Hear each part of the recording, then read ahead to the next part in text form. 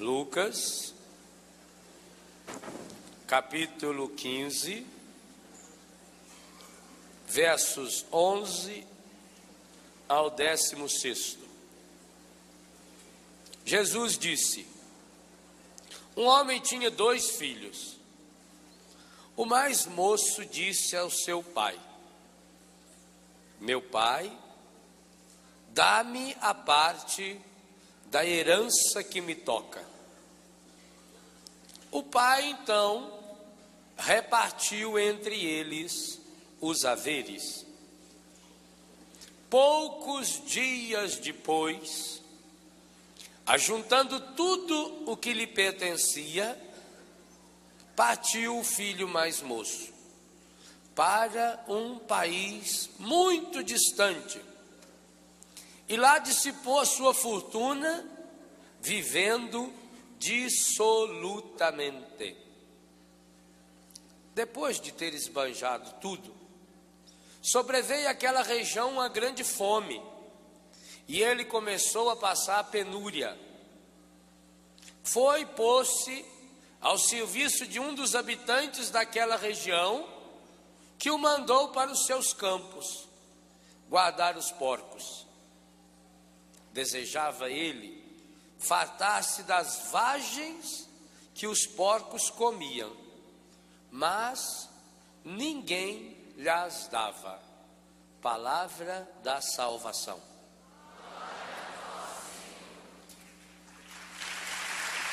Bom dia.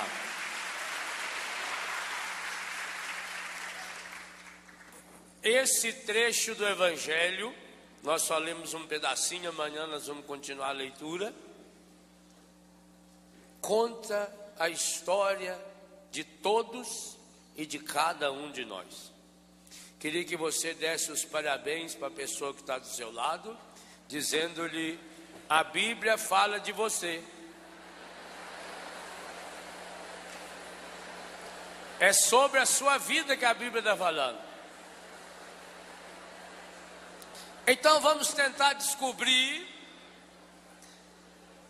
a moldura do retrato desse menino, que na verdade é a moldura para se colocar o retrato de cada um de nós, meninos e meninas. A pergunta que vem ao meu coração, e que deveria vir ao coração de cada um de nós diante dessa palavra, é: por que esse menino resolveu ir embora para um país distante? Por quê? O pai dele era ruim para ele? Como é que eu sei que não? Falou um nãozinho meio fraco, hein, velho? O pai dele era ruim para ele? Era um carrasco? Muito pelo contrário. O quadro geral, que não é o que nós queremos meditar hoje, o retrato do pai é de um pai maravilhoso. Então ele não foi embora de casa porque tinha problema de relacionamento com o pai. Ele tinha problema de relacionamento com o irmão mais velho? Não. O irmão mais velho era um bobão, quietão, só sabia fazer a trabalhar. Esse menino era pobre? Ele tinha tudo. Tinha uma casa boa, uma fazenda boa, com certeza estudava, viajava na internet. Na época era feito de cipó, mas era internet, ó. Cada época tem a internet que merece, né? Telefone molecular, mandava o moleque, ele avisava lá. Cada um tem a tecnologia que merece. Esse rapaz tinha tudo. Uma vida boa, morava numa casa boa, o pai era bom, não passava fome. O que faltava para ele? Amor não faltava no Senhor? Então o texto está errado. Não. Não pense em coisas muito espirituais, não. A vida não é tão espiritual assim. A gente precisa pensar um pouco mais a vida com o pé no chão, principalmente quando se é jovem. Jovem devia de estar escrito na carteira de cada um deles: jovem tem direito de pôr os pés no chão. A vida é feita a partir do chão, a partir da história. O verbo de Deus se fez carne e habitou entre nós. Cristianismo não é a religião que leva a pessoa a sair de si, a ir para um plano metafísico e ficar lá vagando viagens cósmicas fora do corpo, não. O verbo de Deus se fez gente, habitou entre nós, usou o nosso hábito, usou a nossa roupa. Por isso que é bonito ver jovem vestido com camiseta doida de Jesus, porque Jesus um dia já vestiu a sua. O que faltava para esse jovem? Faltava para esse jovem o que falta para você, o que falta para mim. Por que esse jovem resolveu pedir a sua parte na herança? 1/3 do que o pai tinha era dele. Segundo a Bíblia, a herança era dada conforme o número de pessoas. Então é um pai e 2 filhos. É muito provável que a mãe desse jovem já não era mais viva, que nem fala nela. Então, quando o menino pediu a herança, o pai dividiu em 3 partes: uma para ele, uma para o filho mais velho e uma para o filho mais novo. Tem gente que pensa que o pai dividiu tudo ao meio, deu a metade para o mais novo, ficou com a metade para o mais velho. E aí aonde que o pai ia arrumar dinheiro para comprar túnica, para engordar o boi, para fazer o anel? Então a herança foi dividida em 3 partes. O que levou esse jovem a logo que pegar, o texto diz aí que ele é bem jovem mesmo, age no ímpeto, pouco tempo depois, foi só ter o dinheiro na mão, ele vai embora para um país distante. O que leva esse jovem a essa decisão? Decisão que ele já vinha ruminando desde o dia em que ele pediu a herança para o pai. É a mesma realidade que está dentro do seu coração. Por isso que a palavra de salvação, o evangelho é para mim e é para você. Há dentro do coração, de modo especialíssimo, do coração do jovem. E por que do jovem? Porque ele acabou de passar um período dificílimo, chamado adolescência. Tanto que há hoje escritores que já colocam a adolescência na juventude também, como se fosse a mesma etapa. Adolescer, a palavra já diz, é de doer, dolor, dói. Adolescência significa o tempo da dor. Que dor? Dor física, o corpo está crescendo, você não sente a dor, mas quando a sua perna está crescendo, dói, incomoda. Acontece que é uma dor tão amenizada que você nem percebe. Mas basta a senhora que tem um filho, e vocês jovens também que já têm filho, quando começa a nascer o dentinho na criança. Como é que a criança fica incomodada, fica pondo o dedo na boca, e chora, e coça. Por quê? Porque crescer dói. Quando você faz um corte na mão, no braço, quando começa a secar, e a pele começa a crescer, coça. Coceira é sinal de que está curando, é a dor da cura. Então você passou um período de dor, a adolescência é um período de dor. Dor física, dor psíquica, dor afetiva, necessidade de autoafirmação. É a grande época de você começar a se perguntar o que vai ser da minha vida, quais são os meus sonhos, quais são os meus ideais. Quando chega na juventude essa passagem, alguns isso acontece um pouco mais cedo, até pelas vicissitudes da vida, outros retardam um pouco, por vários motivos. Quando começa tudo isso a acertar dentro da cabeça e do coração, isso se contrapõe a uma força. Juventude é época da força. Não há nenhuma outra época da nossa vida em que a nossa força física e até mesmo a psíquica e a espiritual, a sexual, seja tão forte, tão acentuada como na época da juventude. Aliás, você tinha que saber saborear muito bem a sua juventude, porque não volta nunca mais. Depois você começa a ir diminuindo devagarinho. Primeiro começa o adulto é acomodado já, né? Jovem, você convidar ele para sair 10 vezes numa noite, ele topa. Adulto, você convida a cada 10 dias, ele aceita sair às vezes ainda vai reclamando, ainda põe desculpa, fica deixando, protelando, né? Para a última hora, para ver se a pessoa desiste. O adulto, ele é acomodado. Jovem não. Jovem, ele tem uma agitação exterior e interior. E aliás, se ele não achar um grande sentido para a vida dele, ele só vai fazer o que não presta. Só vai fazer bobagem. Porque falta essa força. Então, quando vem essa força, essa passagem da adolescência para a juventude, em que na juventude você começa a vislumbrar melhor esses sonhos, esses ideais, os desejos dentro do coração, a vontade. Você começa a sonhar com um mundo ideal, na cabeça de todo jovem, e na cabeça de cada jovem existe um retrato do mundo ideal. Talvez seja a instância em que o mundo seja mais parecido com o mundo criado por Deus, seja na cabeça de um jovem. O mundo onde existe a justiça social, onde existe o amor, onde não tem guerra, onde não tem fome, onde não tem injustiça, onde não tem mensalão, onde não tem cueca rechada de dólar. Um mundo onde a vida é maravilhosa e perfeita. Só que esse mundo não existe. Esse mundo só existe dentro. Mas por que esse mundo não existe? Por uma deficiência de Deus quando criou o mundo?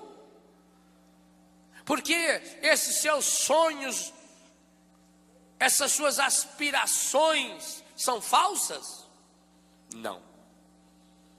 Esse mundo não existe porque quem comanda esse mundo são os acomodados, adultos e pior, os velhos. Sim, quando eu falo velho aqui, não é velha não, velha é elogio, é velhos.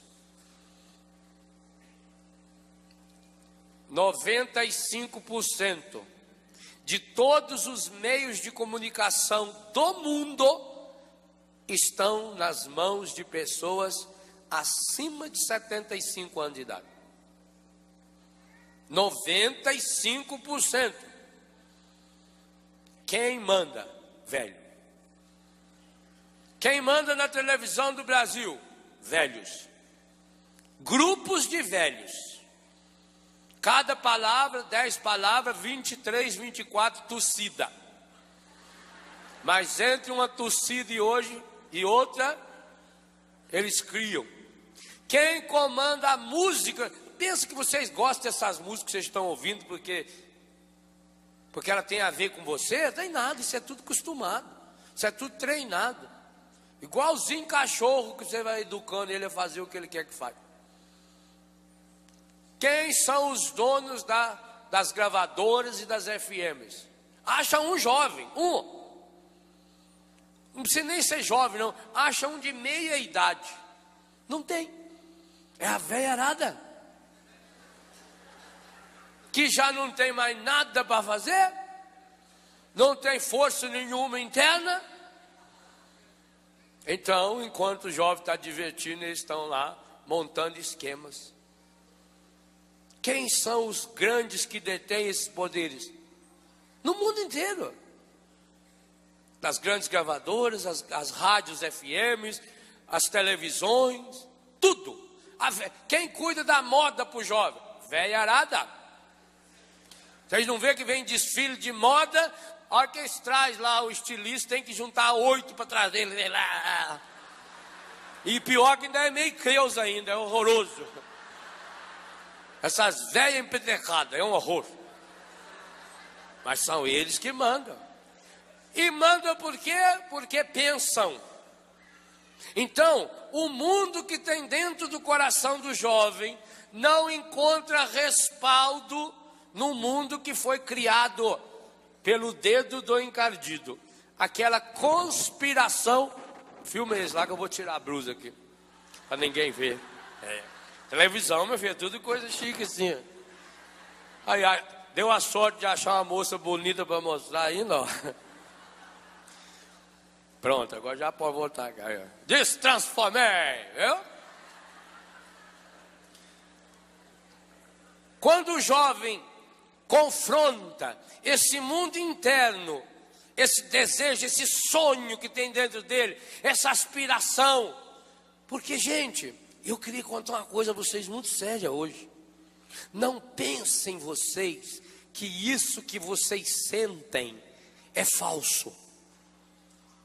O triste é o que vai acontecendo é o seguinte: você passa a infância é a melhor época da vida para você observar. A criança é observadora, a criança passa um processo de colocar o mundo dentro dela. Inclusive vai sendo educado para isso. Aí vem a adolescência. O nosso organismo, o nosso psíquico, o nosso espiritual vai crescendo dentro de nós, se fortalecendo, por isso dói. Aí vem na juventude. A juventude é a época de alargar os sonhos, as aspirações, os desejos. Mas como confronta-se esses sonhos, esses desejos, essas aspirações com o mundo contrário, então entra na fase adulta acomodado. E começa a se decepcionar. Isso é tudo sonho falso que eu tive. Aquilo foram ideais de jovem. Aquilo já passou. E ainda encontra os adultos para falar: isso aí é fogo de palha. Isso é bobagem. Jovem é tudo igual. Jovem não quer nada com nada. E você acredita nisso. A educação está a serviço disso? As escolas estão a serviço disso? Para que um jovem estuda hoje? Hoje um jovem estuda para entrar na faculdade, para passar no vestibular. Acabou o ensino médio no Brasil, não existe mais. O ensino médio no Brasil não é mais para aprofundar conteúdos ou repensar os conteúdos agora com uma mentalidade amadurecida de um adolescente que está indo para a juventude. Não, agora o ensino médio é treinar para passar no vestibular. Até as provas do ensino médio já são feitas com somatória, para a pessoa aprender, para fazer continha, para guardar regrinha. Por isso que tem os terceirões, que põe lá 600 alunos numa sala de aula, e o professor se veste de besta lá na frente, veste de mulher, veste disso, veste daquilo, para chamar a atenção do aluno. Por quê? Porque quero passar no vestibular. Então, vai afunilando o sonho do jovem. Aí o jovem começa a achar que aquilo que ele tinha dentro dele era falso, que o verdadeiro é esse mundo que está fora. Mas quem estava na missa aqui ontem, quem não estava, feito eu, que prestou atenção na pregação do Padre Jonas, deve ter percebido que isso que está fora, esse mundo que está fora de nós, essa estrutura que leva o jovem depois a comer porcaria do porco, nem isso ele podia comer, isso é uma conspiração. E isso tem a assinatura do encardido. Do mesmo jeito, gente, que essa velharada que não consegue mais nem assinar o nome, quem pega na mão deles para assinar esses contratos bilionários para destruir a juventude é o demônio junto, é o encardido que está ali, que está corrompendo os seus sonhos. A pior coisa que o encardido consegue fazer hoje é isso, é alienar o jovem. Infelizmente hoje nós temos uma juventude alienada. Vocês vejam um exemplo, eu não sou a favor nem contra, muito pelo contrário, mas vocês vejam um exemplo. Quando aqui no Brasil o Fernando Collor de Mello foi denunciado pelo roubo de uma caminhonetezinha Elba, que nem era de primeira linha. A Elba era um carro aí de terceira categoria. Os jovens saíram à rua, pintaram a cara e exigiram o impeachment do presidente. Agora eu li na Europa, esses dias que estava lá no jornal, fizeram uma passeata aqui no Brasil, com essa corrupção toda, com essa ladruagem, essa safadeza, esses políticos ordinários, sem vergonha, filhos do encardido, que faz o que ele está fazendo com o nosso povo.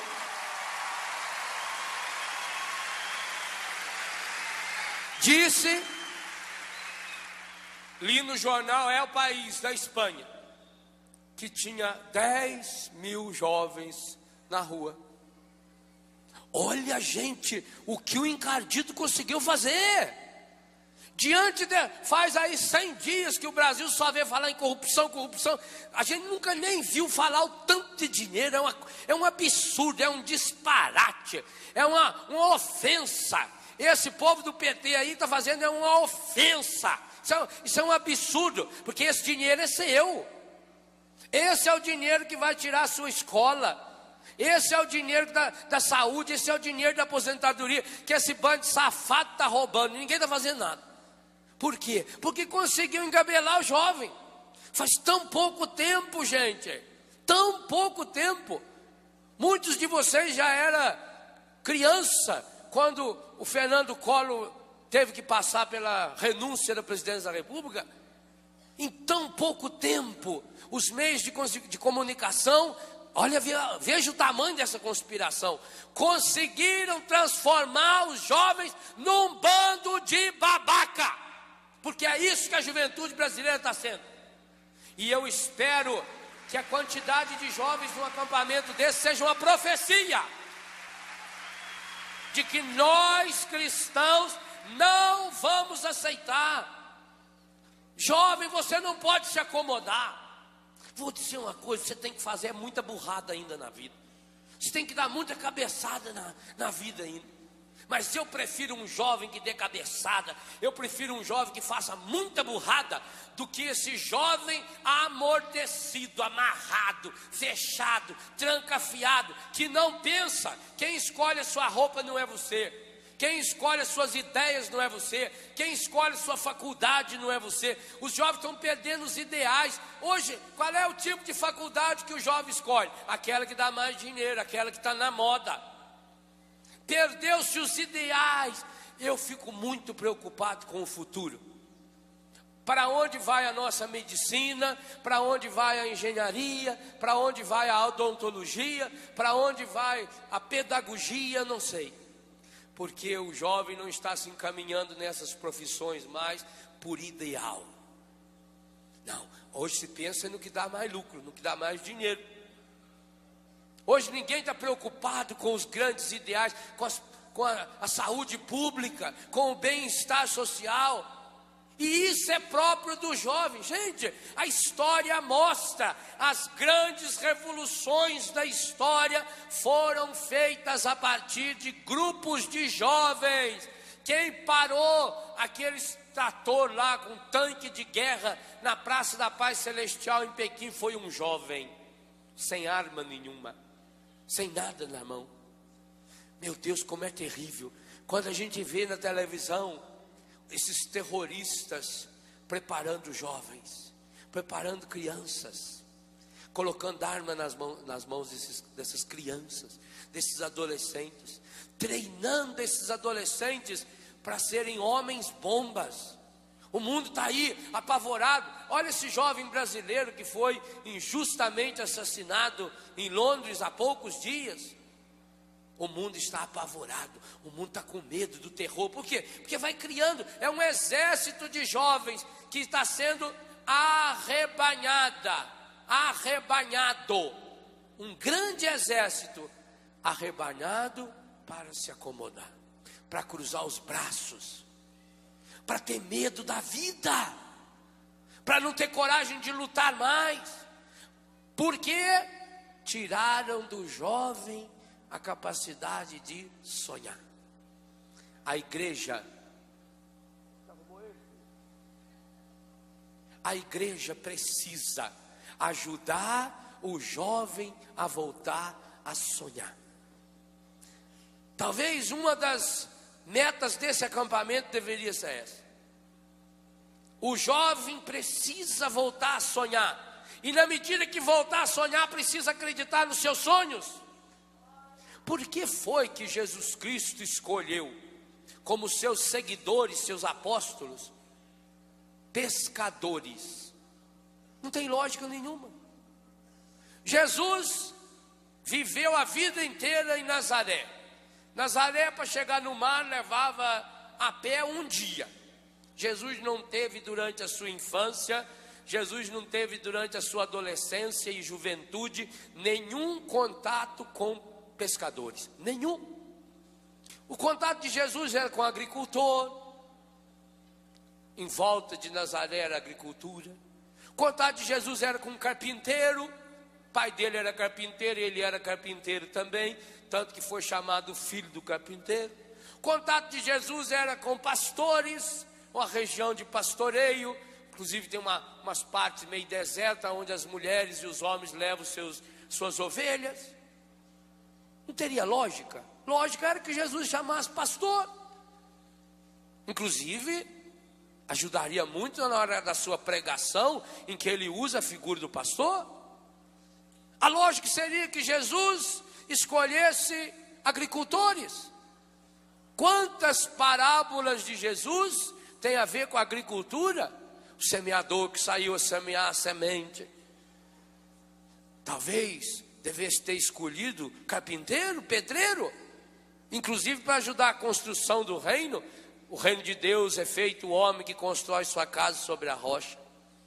Por que que Jesus escolheu pescadores? A única lógica. Todas essas profissões que eu citei que existiam em torno de Jesus são profissões metódicas.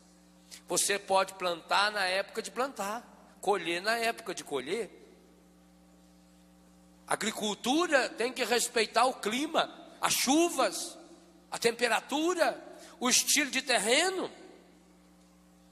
O pedreiro é a mesma coisa. O pedreiro, para construir, tem que fazer um projeto fixo, um projeto acabado, desenhado, certinho. Tanto que você olha no projeto e você vê a casa pronta. O arquiteto desenha, o engenheiro calcula, o pedreiro vai lá, igualzinho. Você pode, tanto que já mostra maquete. Antes de ficar pronto, você já sabe como é que vai ficar. Vai ficar assim, assim vai ser o quarto. Está pronto, está definido, é só questão de fazer. O pastoreio tem que ir atrás da onde tem comida. Ele não tem como ele inventar comida. Por isso Jesus não chamou nenhum desses para ser seus apóstolos. Porque Jesus queria mudar o mundo, precisava mudar o mundo. E o mundo se muda, não é com armas, não é com dinheiro, não é com revoluções externas. Nenhuma revolução mudou o mundo, nenhuma. O mundo se muda a partir de dentro. Dos desejos honestos e sinceros de um coração que transforma esses desejos em sonhos. O mundo precisa de gente que sonha. Os profetas e os poetas são os sonhadores de Deus para o mundo. O jovem precisa ser o grande sonhador. Você deixa de ser jovem quando perde a capacidade de sonhar. Por isso que Jesus escolheu pescadores. Porque o pescador, ele não sabe o que ele vai encontrar à noite. Ele passa a noite inteira pescando, ele joga a rede sem saber. O pescador trabalha no ideal, o pescador trabalha no desejo. Ele faz a parte dele, jogar a rede, mas ele não sabe aonde está o peixe lá embaixo da água. Ele tem que ir. Imagine o lago da Galileia, que no centro dele chega a ter 60 metros de profundidade. Aonde está escondido esse peixe? O pescador tem que lançar as redes, saber o que eu quero, mas o resultado depende da força da água, de um cardume que passa por ali. O pescador é um grande sonhador. Por que tem tanta história de pescador? Por que tem tanta mentira ligada à pescaria? Porque na verdade, nenhum pescador que você conhece já pescou o peixe que tem dentro da cabeça dele. Se ele pegar um lambari de 12 quilos, é só encher o lambari com pólvora que pesa até 15 quilos. Amarra no rabo dele um saco de aço aí com uns 20 quilos. Põe na balança, o lambari pesou 20 quilos. Ó.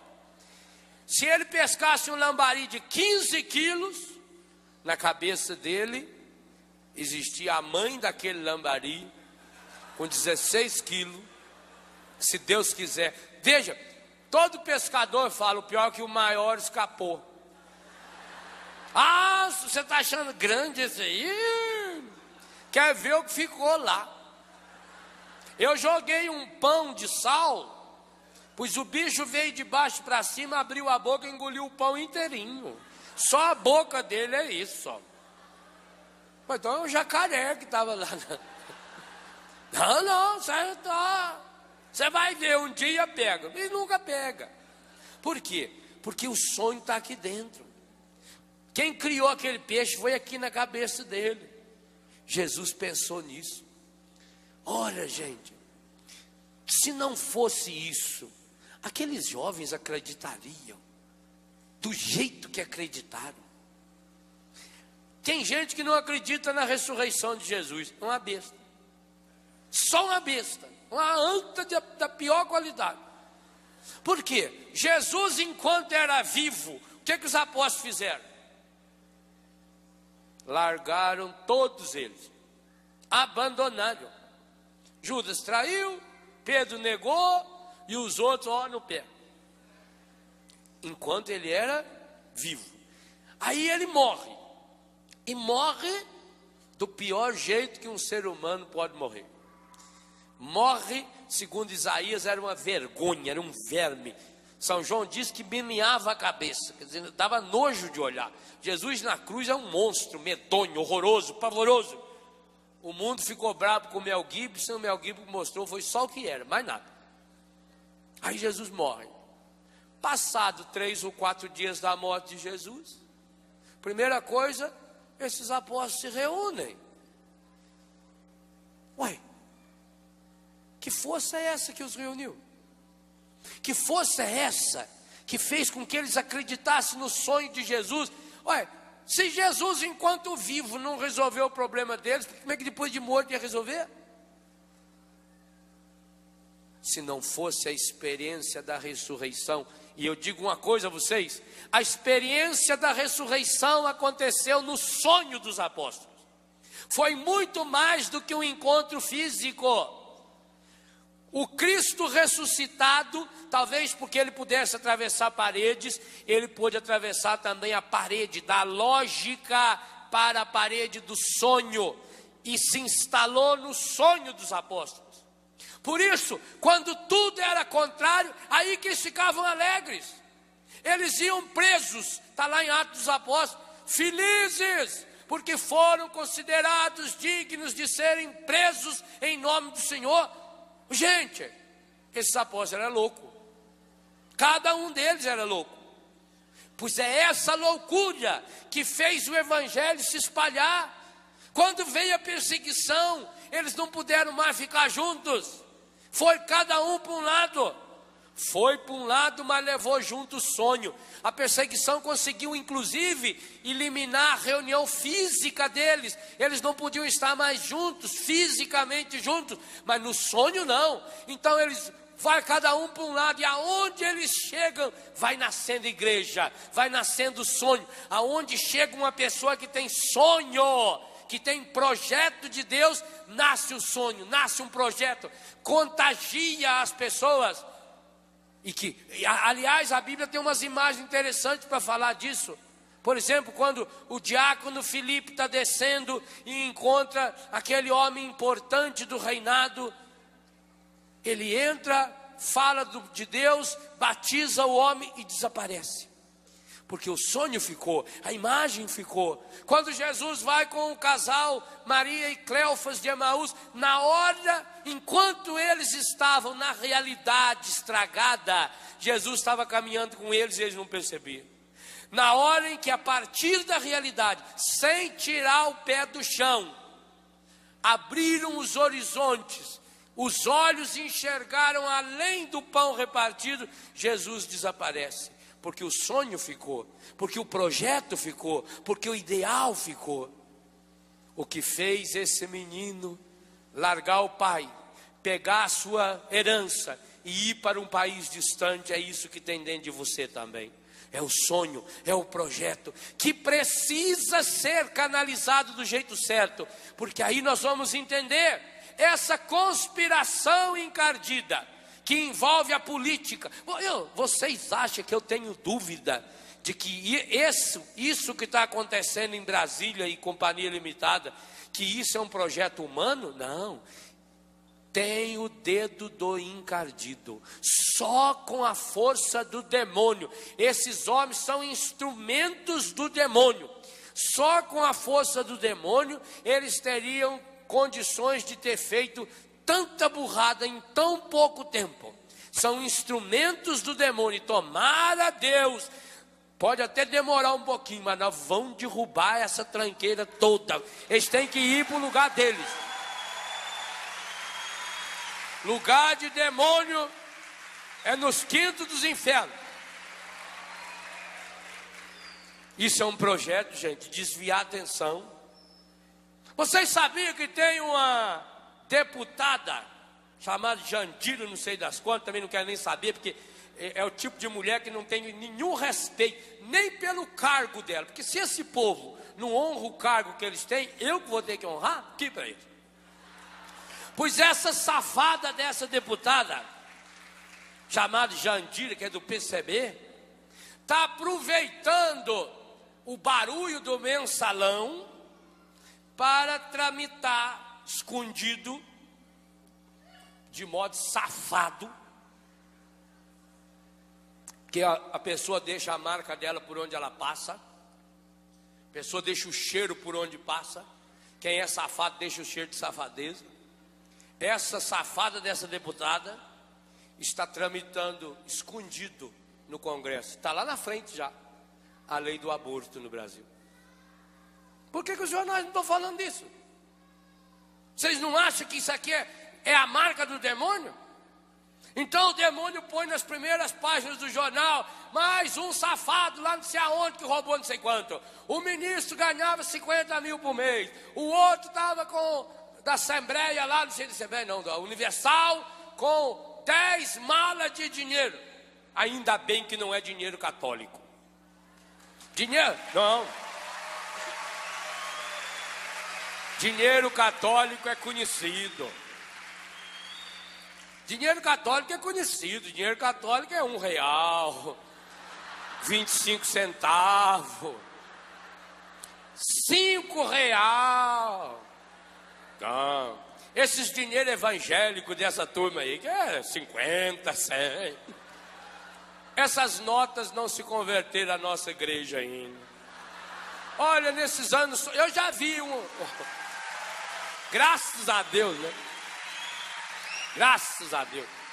Isso aí. Gente, isso não é dinheiro de oferta, não. Não pensem vocês. O coitado do povo que frequenta a Universal, que frequenta a Assembleia, eles são iguaizinhos eu e você.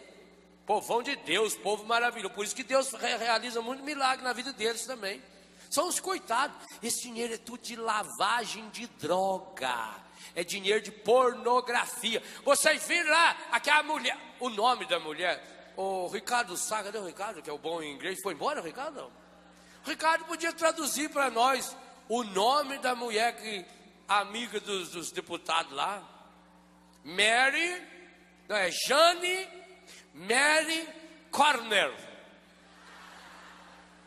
Sabe o que é corner? Em inglês. Por isso que no futebol não tinha bater o corner. Corner em inglês é esquina. Jane Maria da Esquina. É o nome da mulher. Não, no Brasil as piadas vêm prontas. Eu li que o assessor de um deputado lá, o chefe não sei do que, o nome dele é Jacinto Lamas. Já pensou? Senhor Jacinto, isso é o pai dele, quando pôs esse nome, foi um profeta. Jacinto Lamas, o homem está aterrado lá não sei aonde. Nossa, que absurdo. Prova que eu estou errado. A minha mãe fica preocupada, achando que eles vão prender eu. Ô, mãe. Ele não prende, não. E se prender, ótimo, desde que eu tivesse errado, né? Eu queria estar mentindo. Queria. Então, esse povo safado, esse povo ordinário, aproveita essas leis para quê, gente? Diz que tinha prostituta do Big Brother, da capa de revista, essas moças que... Moça, coitado, né? Essas quengas lá, que chegava a cobrar 20 mil. Isso é ideal? Esse povo está matando os ideais, está matando os sonhos. Para quê? Porque a palavra que o Padre Jones usou ontem é muito apropriada. Isso chama-se conspiração. Assista aquele filme Conspiração Tequila. Só para ver aquela boca da Michelle Pfeiffer já vale a pena, aquele bocão maravilhoso. Assista o filme. Conspiração é aqui na frente, é como se aqui na frente eu estivesse pregando e nos bastidores tivesse um grupo organizando jogar um gás em vocês. Algo absurdo, contrário, isso que é conspiração. Pois é isso de fato que está acontecendo. Há um projeto. Gente, é uma tristeza tão grande. Quando você vê, por que a Jornada Mundial da Juventude, no meio dos meios de comunicação social comuns, os jornais da Alemanha, eu recebi um relatório pela internet, os jornais do mundo inteiro extasiados com 1 milhão de jovens, junto com sua santidade, o Papa Bento XVI lá na Alemanha. E o que é mais bonito, os rastros de Deus por onde os jovens passavam. É bonito você ver nas ruas, aquele tanto de jovem com aquelas mochilinhas nas costas, e procurando um lixeiro para jogar lá a latinha d'água, a canequinha, a garrafinha vazia de água, o papel do chiclete. Por onde os jovens passaram, ficaram um rastro de limpeza, de organização, de beleza. Então eles ficam estarrecidos de ver, por quê? Porque a Europa conseguiu matar os seus jovens. Talvez seja o maior pecado que a Europa cometeu, depois da Segunda Guerra principalmente. Porque os jovens que estiveram na Alemanha, e quem não esteve viu pela televisão, como é que pode um país... Aliás, nos 2 lugares que nós estivemos juntos, tanto Israel menos tempo de idade ainda, e a Alemanha. A Alemanha foi completamente destruída pela guerra. Completamente destruída. Cidades inteiras, as catedrais, tudo foi para o chão. E reconstruíram em 60 anos esse país de uma forma estupenda. Sistema de transporte, rodovias, indústria, tecnologia, mas infelizmente não conseguiu reconstruir a capacidade dos seus jovens sonhar. Infelizmente, criou-se uma mentalidade depressiva, ferido e machucado. Então começou a reduzir o número de filhos. Isso é um fenômeno que aconteceu na Alemanha, na França, na Holanda, na Bélgica, na Suíça, na Espanha, inclusive em Portugal. Reduz o número de filhos. Filho dá muito trabalho, filho dá muito gasto. Perdeu-se a esperança. Os jovens que sobraram, infelizmente, hoje a grande maioria deles está na droga, está na pornografia. Porque o jovem começou lá com 12, 13, 14 anos, a descoberta da sexualidade. Não tem coisa melhor. Coisa maravilhosa. Todos nós que fomos jovens sabemos disso. Quer coisa melhor do que você, sem querer, dar uma passadinha de leve assim, uma dedada? Aquilo era uma maravilha. Você ficava 15 dias lembrando. Quer ver quando a gente ganhava um beijo do namorado? Nossa Senhora, parecia. O beijo ia para casa inchado, assim, aquilo. Parecia que os outros estavam vendo que a gente estava com o beição assim inchado. A gente ia no espelho, depois ficava olhando. Assim, pedindo a Deus que ficasse um restinho de guspe ainda dela aqui, né? Oh, beleza. Que maravilha, né? A sexualidade é a flor da pele. Tudo funciona com espetáculo, numa rapidez violenta. Que maravilha, é bonito, é bonito. Foi Deus que colocou. A excitação que vem de um abraço, de um beijo, mas isso é uma maravilha. Começa tão bonito. E aí o jovem acredita e deixa se levar. E como não tem critérios morais nenhum, porque esses países, a primeira coisa que perdeu foram os critérios morais, que é o que estão tentando fazer no Brasil, mas não vão conseguir. Eu tenho sinais evidentes no meu coração que quem vai cair no Brasil são eles, os safados, e não nós. Isso eu tenho muito claro no meu coração. Está demorando para eles cair, mas que vão para o chão, vão. Lugar de discípulos do encadido é no inferno, é para lá que eles vão. Mas na Europa conseguiu. Então, o jovem de 13, 14 anos, os pais liberaram. Podia transar em casa, tranquilo. Imagina, melhor transar dentro de casa do que transar na rua, do que correr o risco de pegar uma doença ainda. Quantos pais na Europa e hoje no Brasil, nos Estados Unidos eu vi também, e hoje no Brasil começa também em alguns lugares, que leva a camisinha e põe na gaveta. Eu conheço mãe que inventa saída para supermercado e avisa que vai demorar, só é o código para a filha saber que dá tempo dela ficar com o namorado lá no quarto da mãe. Isso é comum. Então jovem com 13, 14, 15 anos, sexo, livre. Olha no que eles se transformaram com 18 ou 20. Olha hoje, quantos jovens de 20 anos escravos do sexo, da pornografia. Basta você ir numa videolocadora. Gente, ainda é o filme que mais se aluga numa videolocadora, é pornografia. Aquilo que era lindo, que era maravilhoso, aquela força de sexualidade, virou o que hoje? Hoje quantos jovens nós temos? Olha o número de jovens, rapazes e moças desequilibrados sexuais hoje. Olha hoje o número de meninos e meninas que entraram para o campo do homossexualismo, do lesbianismo. Quantos? E pensa que eles são felizes? Imagina, eu tenho filho, aliás, hoje eu tenho postulante homossexual.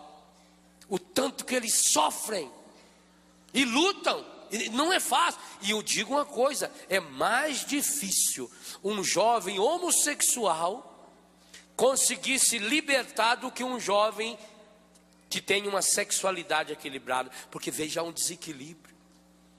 Olha, gente, esse rapaz aí que o mundo inteiro ficou conhecido como o homem do piano, viram na televisão? Que ele era mudo e ninguém falava, e consegui conversar com ele, que era pianista, foi achado na praia de terno. Agora descobriu, esse menino tem 20 anos de idade, é homossexual, de uma cidadezinha lá pertinho de onde o Papa nasceu, uma cidadezinha de 7.500 habitantes. A pressão que ele sentiu de viver numa comunidade daquela, tendo esse desequilíbrio, fez com que ele fosse para tentar tratamento na Inglaterra, e lá também não conseguiu. Ele tentou o suicídio pulando no mar e foi achado. Olha o problema que é. Então a gente sabe a luta. Meu Deus, como sofre. Como sofre a pessoa viciada em sexo. Eu vou tratar um pouco sobre isso amanhã. Mas a pessoa viciada em sexo, ela é muito mais sofredora do que viciada em cocaína, do que viciada em LSD, em maconha.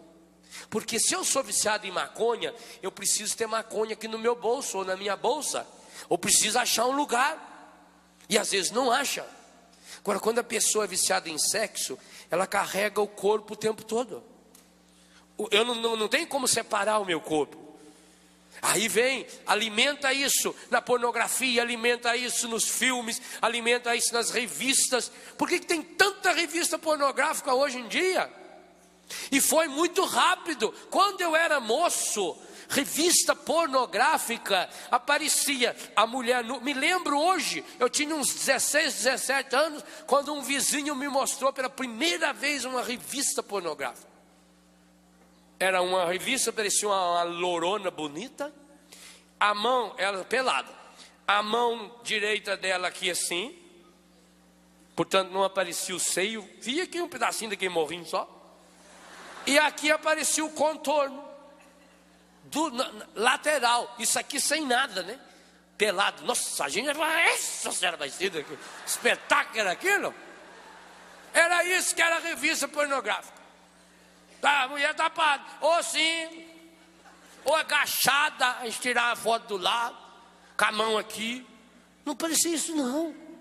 E eu não sou tão velho assim não. Isso faz 20 e poucos, 30 anos atrás. Foi muito rápido, gente. Por quê? Porque perderam-se os valores. E eu não tenho dúvida, o projeto do encardido é muito claro. O encardido tem um projeto de destruição da juventude católica, especialmente católica. Porque olha a força da juventude católica. Aqui, dá um close aí, mostra esse povo. Olha aqui. Olha a força da juventude católica. Nessa 20ª jornada mundial. Aonde que consegue, gente? Reunir 1 milhão de jovens. E outra, não pensem vocês que é para um show, não. Tem gente que pensa que é um show, que demora 2 horas. Ah, porque juntou lá 1 milhão de pessoas num show durante 2 horas. Oh, muita gente. Nós estamos falando de 1 milhão de jovens que chegou na Alemanha na terça-feira e saiu de lá na segunda. Nós estamos falando de uma semana. Manhã, tarde, de noite, 1 milhão de jovens. Penso que é isso. E que rastro deixou. O encardido morre de medo da juventude católica. Por quê? A hora que junta a juventude católica, juntou 2 forças que digo a vocês, não existe força nesse mundo e nem naquele que é capaz de deter essas 2 forças chamadas juventude católica. Não tem. Essa é a revolução. Não tem outra. Por isso, o demônio trabalha essas 2 áreas. Primeiro, trabalha para destruir a sua dimensão católica. Por isso que os meios de comunicação só apresentam aquilo que for pejorativo. Vocês sabiam que alguns meios de comunicação ficaram decepcionados com sua santidade Bento XVI, porque diante de 1 milhão de jovens, ele não falou de camisinha, ele não falou de aborto, ele não falou disso, nada daquilo? E tem a gente que achava que o Papa ia lá só para falar isso? O Papa está mostrando que tem algo muito mais forte a falar para o jovem. O poder do nome, da força e do sangue de nosso Senhor Jesus Cristo. É isso que precisamos levar. Isso que é a dimensão católica. Bento XVI está recuperando a dimensão da fé. Veja, ele falou para os jovens: vocês não saiam por aí como se fosse para buscar a fé de vocês em supermercado, aonde cada um escolhe o pedacinho que quer. O Papa veio fazer um grande convite e é profético. E nós, se queremos ser hoje geração Bento XVI, dá até umas músicas boas também, a geração abençoada, geração abençoada, para ser abençoada, nós precisamos entrar nesse grande convite que o Papa está fazendo. E o que o Papa está dizendo para os jovens? Vocês precisam de uma fé firme, de uma fé sólida, de uma fé que vai além dessa conspiração, dessa corrupção que o mundo está tentando, que tentou fazer na Europa e que infelizmente conseguiu. Porque, como eu dizia, dos poucos jovens que sobraram na Europa, a grande maioria perdeu o sentido da vida, tem uma sexualidade viciada, depravada, estragada, meninos e meninas que com 17, 18, 20 anos de idade não tem mais nada para aspirar sexualmente falando, não tem mais, já foi tudo, já fez tudo quanto é experiência, com homem, com mulher, com bicho, com criança, com internet, com troca de casais. Quantos meninos e meninas hoje chegam na minha casa, pior do que um bagaço de laranja chupada, pisada, resto, fedendo, contaminado por não sei quantas doenças. E diga você, a pior contaminação não é uma doença física não, um vírus que dá não, isso é bobagem. Isso tem gente lá em Betânia que tem essa porcaria aí e está vivendo que é um espetáculo. Inclusive a mulher ganhou agora um casalzinho de gêmeo e não tem nada. Isso é bobagem. Mas é pior é aqui dentro. É esse vírus do desânimo, é esse vírus da acomodação, o vírus da decepção. O que fez esse menino sair de casa é o que faz você também querer sair da sua casa, de dentro do seu espaço fechado, para ir atrás dos seus sonhos. E hoje tem muitos jovens que não sonham mais. Como é que você vai falar do sonho para uma menina que pensa em se casar, mas que já se relacionou com 3, 4, 8, 10, 18?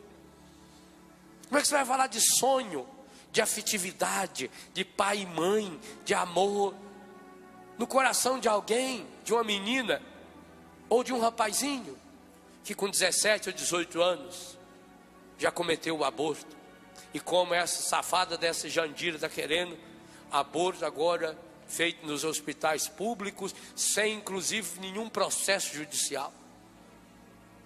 Olha a questão da afetividade, da sexualidade, como se juntam. Como é que você vai colocar sonho de maternidade numa menina, sonho de paternidade num menino, se com 15, 16, 17 anos, eles vêm transando, usando camisinha o tempo todo? O filho é uma possibilidade horrorosa que pode vir no coração dele. Durante quanto tempo? Casalzinho de namorado está lá evitando o filho. Aí vem o casamento, aí vem o filho. Como é que agora automaticamente vai passar a amar num filho? Que é isso? Não existe isso. O demônio quer destruir essa sua capacidade de amar, a afetividade, a capacidade de dar-se na sexualidade, que você perca o seu valor. Por isso que se não se recuperar essa visão católica da vida, se não se recuperar essa visão cristã do corpo, da juventude, da beleza, eu diria recuperar o sentido cristão dos sonhos, do sonho que você vai partilhando, que você pode partilhar. Que pena que muitos dos seus sonhos você não pode partilhar mais, porque o seu sonho foi reduzido à fantasia. Eu não usei a palavra fantasia nenhuma vez, primeira vez que estou usando nessa pregação. O sonho de muitos jovens se reduzir a uma fantasia. Fantasia física, fantasia sexual, mas ele não pode partilhar. Fantasia você não pode partilhar, sonho sim. Sonho você partilha. E o que é mais bonito? Você acha gente que sonha igual. Isso que é o mais lindo da força da juventude. Por isso que quando se une juventude católica, não tem mais jeito. Porque o sonho de cada um vai sendo iluminado pela palavra de Deus, vai sendo iluminado pelos valores. E mais do que iluminado, a igreja católica não é um grupo de pessoas que se reúne para sonhar só aqui na cabeça. Sonha com a boca, sonha com o coração, sonha com o corpo. Então aquele sonho que a gente alimenta na força da palavra, a gente alimenta na Eucaristia.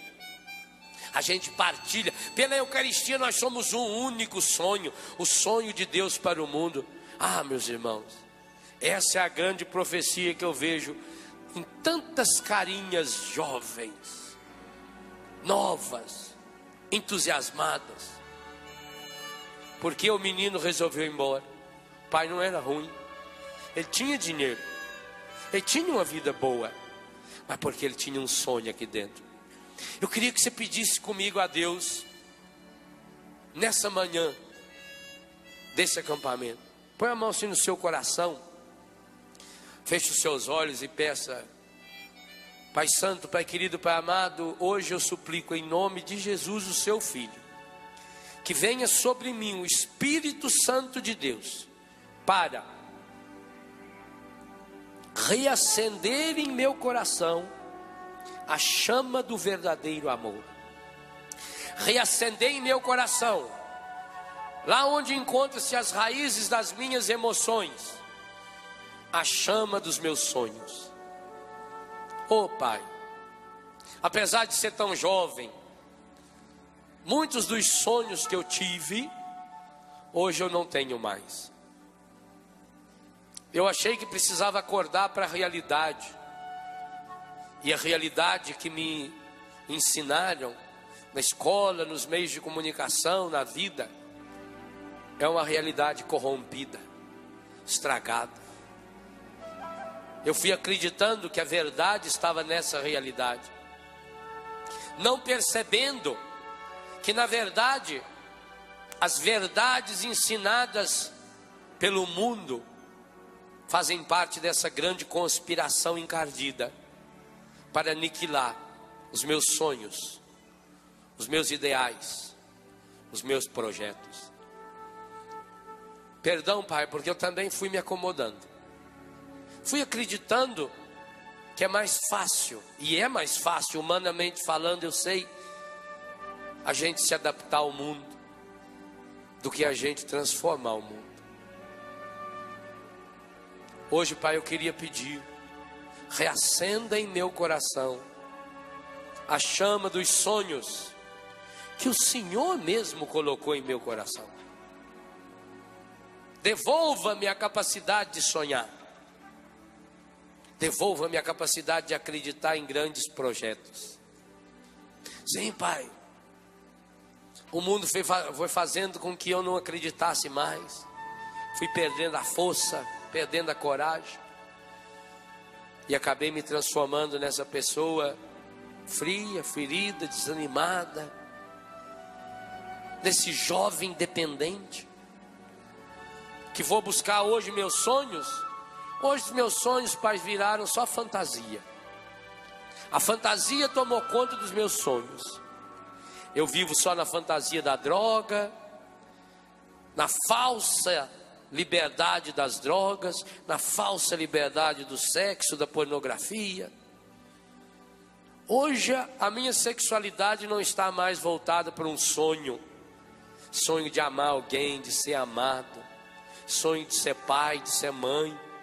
Sonho de ser verdadeiro filho, verdadeira filha. Hoje os meus sonhos sexuais viraram fantasias, aberrações. E infelizmente, Pai, muitas vezes eu me deixei levar por essas fantasias. E hoje eu estou pagando o preço. Hoje eu não sou mais livre diante da minha sexualidade. Os sonhos da minha afetividade, Pai. Os desejos que eu tinha dentro do meu coração, de encontrar alguém que me amasse, que eu pudesse amar.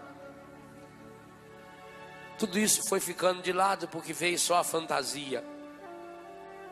E uma fantasia ferida e machucada, Pai. Hoje eu sou escravo. Escravo da minha afetividade, escravo da sexualidade. Não consigo amar as pessoas, coisifiquei as pessoas. Não consigo manter relacionamento afetivo, equilibrado, sarado, saudável. Até mesmo as minhas amizades hoje são amizades fantasiosas. E não mais um grupo de pessoas que sonha o mesmo sonho que eu sonho. Que tem ideais comuns, que tem projetos comuns. Mas hoje eu peço, Pai, talvez seja o esporte mais radical que eu gostaria que acontecesse nesse acampamento. A reviravolta, talvez tudo aquilo que acontecer externamente seja um convite a uma reviravolta interior, a uma radicalidade, a deixar que a palavra de Deus penetre lá a raiz mais profunda dos meus sonhos, para que eu saia daqui sonhando de novo, sonhando com o novo, sonhando a novidade da tua graça. Põe teu espírito em mim, ó Pai.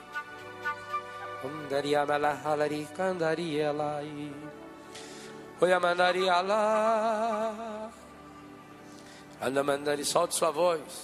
Peça a Deus hoje a capacidade de sonhar.